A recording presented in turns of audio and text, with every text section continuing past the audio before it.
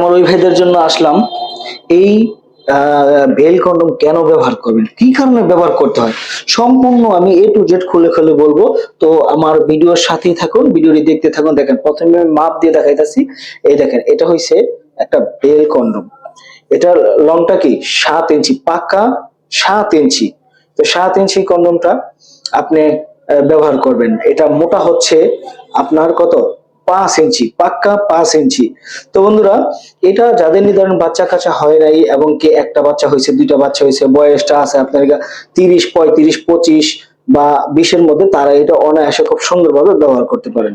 এটা হচ্ছে bell condom. এটা এই কারণে ব্যবহার করবেন, আপনার জিনিসটা একেবারে নিস্তেজ হয়ে গেছে।